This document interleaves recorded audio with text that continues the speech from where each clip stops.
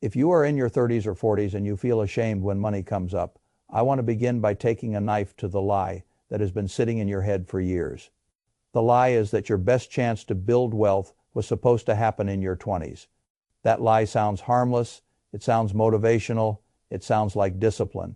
But in practice, it has done a tremendous amount of damage because it has trained millions of sensible adults to look at the strongest wealth-building years of their lives as if those years were some kind of consolation prize. I do not believe that. I think for a great many people, especially ordinary earners, your 20s were never your prime wealth years. They were your exposure years. They were the decade when life billed you before capital had anything real to work with. Rent billed you, relocation billed you, student debt billed you, weddings billed you, trying to look like an adult billed you, trying not to feel left behind billed you. The market did not beat you in that decade. Reality collected first. And when people misunderstand that, they make a second mistake that is even worse than not investing early. They decide they are already disqualified. I have spent my life studying compounding, but one of the most destructive forms of compounding is emotional. A bad belief repeated for 10 years becomes a private prison. A man tells himself he is behind at 33, then behind at 36, then behind at 41. Not because the arithmetic says so, but because the story says so. And by the time he is finally ready to move, he has already wasted another decade serving a sentence the numbers never demanded. So let me give you the diagnosis as plainly as I can. Your 20s are often overrated as an accumulation decade. Your 30s and 40s are often underrated as a conversion decade. That is the mother line of this whole conversation. Wealth is not built when time is abundant, but money is weak. Wealth is built when cash flow, tax structure, emotional maturity, and repeatable behavior finally lock together. When that lock happens, the machine starts. Before that, most people are only carrying parts. I want you to picture two men standing beside the same reservoir. The first has been standing there since 25 with a teaspoon. The second arrives at 35 with a pressure hose. People become sentimental about the extra 10 years. I become interested in the force of the inflow. That is the mistake most financial commentary makes. It worships chronology and ignores pressure. It romanticizes the early start and barely studies contribution velocity. But portfolios do not care about your guilt. They care about how much capital enters the system, how efficiently it enters, how long it stays, and how much friction gets stripped away before it compounds. That is why I do not want you thinking about your life as an investor who started late. I want you thinking like an allocator who has entered the pressure years. Once you see the game that way, a lot of shame falls off very quickly. Years ago, a man sat across from me in his mid-30s with the face people wear when they think they are about to confess a moral failure. He did not begin with spreadsheets. He began with apology. He said he should have started earlier.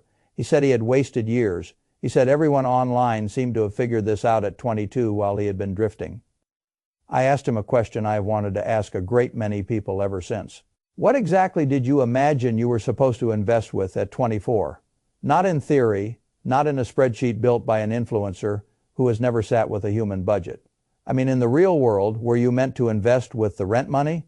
Were you meant to invest with the train fare, the utility bill, the student loan repayment, the deposit you were trying to scrape together, the weekend flights to see family, the wedding season that arrives like a tax on friendship, the money it takes to build a life sturdy enough to even think clearly? A great many young adults are judged by a model that only works if life politely waits its turn. Life never does. This is the first mechanism, and if you do not understand it, the rest of the blueprint will not land. I call it the survival tax in your 20s, especially on ordinary income. The first claim on your earnings is not optional investing. It is functional adulthood. Tax takes a piece, housing takes a piece, mobility takes a piece, professional presentation takes a piece, social belonging takes a piece. Starting from scratch is expensive. Establishing yourself is expensive. Even your mistakes are expensive because you are making them with a small margin for error. People like to say that young people waste money. Sometimes they do. So do older people. But much of what gets called waste is simply the high cost of becoming established before your income has matured. Suppose a young worker is on something around 30,000 pounds. After tax and normal living costs, what is left may not be a fortune waiting for wise stewardship. It may be 50 pounds a month if he is disciplined, maybe a bit more, maybe less. Depending on the city, rent, transport, and all the little leaks that people who speak in percentages never seem to mention, 50 pounds invested is not nothing. Habits matter, but habits and scale are not the same thing. Good behavior without meaningful surplus does not become a giant portfolio by magic. That is the part people are too polite to say. Small contributions are morally admirable and mathematically limited. You need both time and mass. But if mass never arrives, time cannot perform miracles on its own. The young man with 50 pounds a month is not failing. He is underpowered. Once you accept that, the moral drama disappears. Your 20s stop looking like a ruined investment decade and start looking like a setup decade. You are learning how to work, how to earn, how to absorb shocks, how to live independently, how to survive the most expensive, shallow income years of adulthood. That was not the main event. That was the staging ground. Now we move to the second mechanism, and this is where the picture changes violently. I call it the surplus gap. The surplus gap is the distance between how much your life costs to run and how much your matured earning power can actually produce. That gap is the most important number in personal finance. Not your net worth, not your home value, not the number in your pension app that you keep checking when you are anxious. The real number is the spread between your stabilized cost base and your growing income engine. In your 20s, for many people, that spread is tiny income rises by a little, and life immediately consumes it. But then something happens in your 30s. Income does not merely nudge up. For many people, it steps onto a different level entirely. Salaries that were once trapped around the low 30s begin moving into the 40s, 50s, and beyond. Meanwhile, your essential costs do not increase in perfect proportion. They rise, yes, but they often do not rise at the same rate as your earning power. That mismatch is where wealth is born. If you go from 30,000 pounds to 50,000 pounds, your food bill does not suddenly increase by 2/3. Your council tax does not decide to celebrate your promotion. Your winter coat still only costs one winter coat. What changes is that the oxygen level in the room improves. For the first time, you are not trying to save what is left after chaos. You are allocating from an actual margin. That is why someone in the pressure years may be able to save 500 pounds a month or 800 pounds or 1,000 pounds or more. The engine finally has fuel, not symbolic fuel, real fuel. This is where people who are obsessed with the early start narrative become blind. They underestimate the violence of a real surplus. They treat an adult who can invest 4 figures a month as if he is still competing in the same event as the 24-year-old trying to hold on to 50 quid after bills. He is not a larger recurring contribution, is not a slightly better habit. It is a different species of outcome. The reservoir starts filling in a different way. The portfolio starts behaving in a different way. Choices that were once theoretical become operational, and with operation comes compounding that actually has material to work on. Now comes the third mechanism, and it matters more than people admit because money is not only arithmetic, it is psychology under pressure. I call this the great calming down. When people are young, a surprising amount of spending is identity spending. Not because they are fools, but because identity is unstable. They are buying proof they belong, proof they are progressing, proof they are not being left behind, proof they matter, proof they are fun, proof they are successful, proof they are not the one who cannot keep up. That is expensive. It is not just expensive in pounds, it is expensive in mental bandwidth. What changes in your 30s and 40s, if you are lucky and honest, is not that temptation vanishes. It is that performance becomes tiring. Image loses some of its narcotic effect. You begin to care more about peace than display, more about optionality than approval, more about sleeping well than looking upgraded. This shift is not soft. It is one of the hardest economic edges in adult life, because when desire simplifies, execution improves. The man who no longer needs every pay rise to become a visible lifestyle upgrade becomes dangerous in the best possible sense. He becomes financially difficult to stop. His spending no longer lunges at every emotional trigger. His money can be assigned. His plan can survive boredom. He can repeat and repetition. In capital allocation is where lives separate. You do not need a perfect temperament to build wealth. You need a temperament that is calmed down enough to stop sabotaging every increase in capacity. That is why I say the discipline available to a mature adult is worth more than people think. Not because older people are wiser in some abstract way, plenty are not, but because some finally stop trying to use money as a costume. That single change can be worth a great deal more than a decade of weak, irregular contributions made while life is still chaotic. Now let us talk about something even less romantic and even more powerful: taxes. This is where many people in their 30s and 40s have no idea how much money is being quietly siphoned out of the machine before it ever gets the chance to compound. I call this the tax rescue machine. Young earners often hear that pensions are good, and that is true. But for many of them, the effect is sensible rather than spectacular. The real acceleration often arrives when income crosses into a higher tax bracket and contributions can be structured intelligently. Suppose someone is earning £65,000. Everything above the higher rate threshold is being taxed harder. If that person merely shrugs and accepts the paycheck as it comes, a chunk of money is diverted away before it ever enters the wealth engine. But if that same person uses pension contributions, particularly through salary sacrifice when available, the picture changes. Income that would have been exposed to heavier taxation can be rerouted into long-term capital before the tax bite fully lands. This is not magic. It is not aggression. It is simply intelligent plumbing. And good financial lives are built on plumbing more often than drama. Once people understand what is really happening, the emotional tone shifts. They stop viewing pension contributions as grim deprivation and start seeing them for what they are. In many cases, the legal rescue of money that would otherwise leave the household with nothing to show for it, but a smaller balance and a forgotten tax year. When you are effectively turning something like 58 pounds of immediate sacrifice into 100 pounds of pension value, you are not making a tiny optimization. You are installing leverage into a repeatable process that spread matters over years. It matters enormously. Every pound you rescue early in the chain has more years to work and less friction to fight through. The problem is that many adults do not install this machinery when they enter their pressure years. They keep handling higher income with a low-income mindset.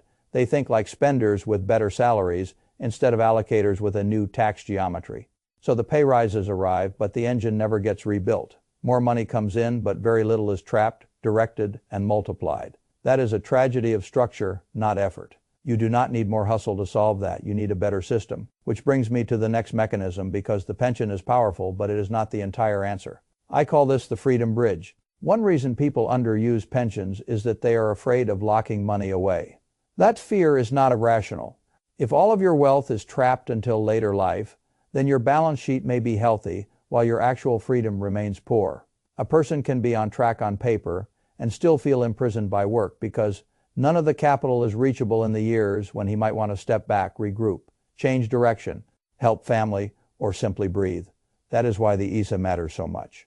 It is not merely a tax wrapper. In the right plan, it is the bridge between now and pension age. It is the accessible pool. It is the optionality fund. It is the place where accumulated capital can serve not just retirement in the abstract, but life transitions in the concrete. A younger person earning modestly may barely be able to touch the annual allowance. For many, that allowance is theoretical, but a couple in their late 30s or 40s with stronger combined income may suddenly have real ability to fill significant portions of it. Then the mathematics start becoming very interesting, because now you are not just building a distant retirement pot, you are building tax-free, accessible future flexibility. That is a different emotional proposition. This is the money that can let someone leave a job at 50 instead of 60, the money that can fund a year of regrouping, the money that can cushion a career pivot, the money that can absorb family pressure without detonating the household, the money that can let you say no. And make no mistake, the ability to say no is one of the highest forms of wealth. People think wealth is a number. Often it is timing power. If you build the pension without the bridge, you may become rich later and trapped. Now, if you build the bridge without the pension, you may gain flexibility but surrender too much tax efficiency. Serious adult wealth building usually requires both. This is where I want to make the identity flip explicit, because it matters. You are not trying to become a person with impressive financial opinions. You are trying to become a person with a working capital operating system. That operating system has to decide where each new pound goes before your emotions touch it. I call mine the pressure years protocol. First, capture the surplus. Second, rescue what you can from unnecessary tax drag. Third, divide capital between long-range compounding and medium-range freedom. Fourth, automate before motivation fades. Fifth, upgrade contributions when income rises instead of upgrading your image. That is not a slogan. That is a blueprint. And if you are in your 30s or 40s, it is the blueprint that matches the real shape of your opportunity. Now let me show you why time alone is a weak argument when contribution power changes. Take one investor who starts at 25 and manages to invest £250 a month. That is respectable. More than respectable, really, over 35 years, assuming a reasonable long-run real return in the area people like to model. He puts in about £105,000 and ends up with a portfolio around the mid-pound 300,000s. A decent result. Now compare that with another investor who does not begin until 35, but who has entered the pressure years and can put away £800 a month through a sensible split between pension and ISA. Over 25 years, that person contributes about £240,000 and ends up around the mid-pound 500,000s. Do you see what happened? The supposedly late investor arrives later and still finishes materially ahead. Why? Because the higher contributions overwhelm the extra decade. This is the contribution avalanche. Most people underestimate how brutally recurring scale dominates the race once it becomes large enough. They imagine compounding as a magical property of early time, when in fact compounding is a relationship between time return and the quantity consistently fed into the machine. If the quantity entering the machine more than triples, the story changes.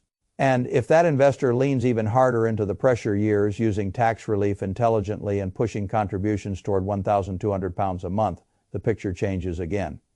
Over a couple of decades now, we are discussing a much larger portfolio, the kind that starts moving toward serious freedom rather than mere improvement. Add home equity to the wider household balance sheet, and the word millionaire stops sounding like a fairy tale for somebody who started late. This is what people need to let sink in for a very large number of adults. The difference between mediocrity and real wealth is not whether they began at 22, it is whether they activate properly when the pressure years arrive. That is why guilt is so expensive. Guilt keeps the machine off. It turns the present into a courtroom instead of a workshop. I have watched people waste entire pay, rise cycles, because they were emotionally busy mourning what a spreadsheet told them should have happened 10 years earlier. Meanwhile, the real opportunity was sitting on their desk in the form of a salary band, a pension scheme, an ISA allowance, and a calmer mind. No market crash can do as much damage as an unused decade with growing cash flow. And now I want to go one step deeper, because if you are going to build serious wealth after 35, you need to understand the real enemy. The enemy is not late starting. The enemy is leakage. Leakage is what happens when surplus appears but is not captured. Leakage is the new car that absorbs the raise. Leakage is the invisible monthly creep in subscriptions, dining, convenience, wardrobe inflation, and reward spending that arrives every time work gets harder. Leakage is earning like a mature adult and still spending like a person trying to prove adulthood to strangers. Leakage is expensive because it attacks the exact stage of life when your financial engine finally has enough force to become powerful. That is why I often say the decade that makes you rich is not the decade when you first learn about investing.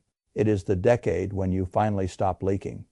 A man who plugs his leaks at 38 can be in better shape than a man who invested inconsistently and emotionally from 24 while expanding every lifestyle as fast as income rose. Again, I am not speaking morally, I am speaking mechanically. Personal finance is often discussed as virtue. It is more often a matter of architecture. The architecture either channels pressure into stored capital or it lets pressure spray all over the driveway. Now let me come back to the man in my office, because these ideas become real when they attach to a real human life. He was 36. He had spent years thinking he had missed the window, but when we looked closely, what I saw was not a ruined financial life. I saw a man who had finally reached the stage where the machine could work. His income had matured, his appetite for nonsense had declined. His household had enough visibility to plan. His employer offered tools he had barely used. His future had not narrowed. It had clarified. So we rebuilt the system around the actual stage he was in. We used salary sacrifice to direct more efficiently into his pension. We established regular monthly ISA investing to create the accessible bridge. We set contribution rules tied to income instead of mood. We made raises partially negotiable, with a slice automatically captured before lifestyle could claim it. And then we did the hardest part of all. We removed the identity of late starter from his mouth, because language matters. A man who calls himself late behaves differently from a man who calls himself activated. The first is trying to catch up with ghosts. The second is building with the tools in front of him. By the time I reviewed his plan later, he was no longer telling the story of a wasted decade. He was on a path toward a very substantial portfolio by 60, and more important, he finally understood the route. He was no longer dependent on inspiration. He had a machine. That is what I want for you. Not enthusiasm. Not a brief motivational surge. Not another video that makes you feel clever for 14 minutes and leaves your bank account structurally unchanged. I want you to install the machine. I want your financial life to become boring in the most profitable possible way. You earn, the surplus appears. The surplus is captured. Tax drag is reduced. Capital is divided between future security and nearer-term freedom. The process repeats. That is how ordinary people become formidable. Not glamorous, formidable. And now let me tell you something slightly uncomfortable. Many people in their 30s and 40s are closer than they think, but they are attached to the wrong scoreboard. They track net worth obsessively and contribution discipline casually. That is backwards. Net worth is partially a weather report. Markets move, property moves, sentiment moves. Contribution discipline is command. It is the part you can enforce. And in the pressure years, enforceable contribution rate matters more than vanity measurements. If you are adding 800 pounds, 1,000 pounds, 1,200 pounds a month into well-structured vehicles, you are not behind. You are dangerous. You are building thrust. The scoreboard I care about is this. How much of each pay rise do you keep? How much of each surplus pound gets assigned before it evaporates? How much tax drag have you legally removed? How many months could your ISA bridge buy you if your life changed suddenly? How automatic is the whole system? Those are real questions. Everything else is theater. This is why I reject the self-help framing people. Drag into money conversations. They talk about believing in yourself. They talk about abundance. They talk as if wealth emerges from mindset alone. Mindset matters, but not in the childish way people sell it. The right mindset is not optimism. It is permission to stop worshiping the wrong decade. It is the willingness to admit that your best financial years may not have been behind you at all, but waiting for you on the other side of better income, sharper priorities, and better structure. It is the courage to become less impressive in public and more powerful in private. That is a real identity change, and it often happens later than the internet would have you believe. Now, before I finish, I want to make the blueprint even more concrete. If you are entering or already living in the pressure years, I would think in 3 layers. The first layer is defense. Know your real cost of living, not the fantasy number, not the number you give when you are being virtuous. The real number. Without that, you cannot measure the surplus gap, and if you cannot measure the gap, you cannot defend it. The second layer is routing. Decide what portion of your earnings should flow into pension, what portion into ISA, and what rule will govern increases. A rule beats a mood every time. If your earnings rise, a predetermined share should be redirected automatically. Otherwise, human nature will convert progress into prettier habits. The third layer is escalation. The first version of your plan does not have to be heroic. It has to be live. A functioning 300 pounds or 500 pounds or 800 pounds monthly system is worth more than a grand ambition that never leaves the notebook. Once the machine is on, you can widen it, you can improve it, but dead plans do not compound. This is why I say your 30s and 40s are the best years for many people to build real wealth. Not because time stopped mattering, not because early investing is worthless, not because mathematics changed, but because the full equation finally became favorable. You have more earning power. You often have more emotional stability. You have more tax tools that actually move the needle. You have more capacity to act like a household chief allocator instead of a financially anxious improviser. And when those things combine, compounding is no longer trying to grow from scraps. It is finally being fed. That is a very different proposition. So here is the final test. The next time money hits your account, I do not want you asking, how do I feel about my financial past? I want you asking, what is the highest value job for this pound inside the machine? That question separates adults who consume rising income from adults who convert rising income into freedom. The mirror is simple. When the next raise comes, will it upgrade your lifestyle first or your system first? When the next bonus arrives, will it disappear into relief spending or be assigned to your future operating power? When you say you are behind, are you honoring the arithmetic or merely repeating a story that excuses inaction? And here is the threshold. You stop being a spectator in your own financial life the moment you stop treating wealth as a matter of early purity and start treating it as a matter of current protocol. Not yesterday, not age 22, not the person you could have been if life had been cleaner. Current protocol, that is the line. If I were sitting across from you, that is the contract I would want you to make with your future self. No more worshiping the decade when your income was weakest. No more using guilt as a reason to remain disorganized. No more acting as if the window closed when in fact the pressure years may only now be opening. You do not need to become a different species of human. You need to capture the surplus. You need to rescue what the tax system is taking unnecessarily. You need to build the bridge alongside the pension. You need to automate the operating system. And you need to stop calling yourself late when what you really are is underdeployed. That is a much better diagnosis. And unlike shame, it can actually be treated. The good news is that this treatment does not require brilliance. It requires honesty, structure, and repetition. The beautiful thing about repetition is that it does not ask whether you started at 22 or 35. It only asks whether the machine ran this month, then next month, then the month after that. That is how wealth becomes visible. Not in one cinematic leap, in the quiet accumulation of correctly routed pressure. That is why I am telling you, with no romance and no pity, that for a great many people, the best 10 years to build wealth are not behind them in some underfunded youth. They are in the decade when they stop leaking, start routing, and finally become the kind of adult their money can trust. If that decade is the one you are in now, then you are not late. You are standing at the only line that ever really mattered. The line where intention becomes system, the line where salary becomes capital, the line where your future stops being a hope and starts becoming an allocation decision. Cross it properly, and the story you have been telling yourself about being behind will look less like wisdom and more like one of the costliest myths you ever believed. And if you want one sentence to remember when the old panic returns, remember this. Your 20s may have taught you how expensive life is. Your 30s and 40s can teach you how powerful properly directed surplus becomes. The first lesson keeps you alive. The second one can set you free.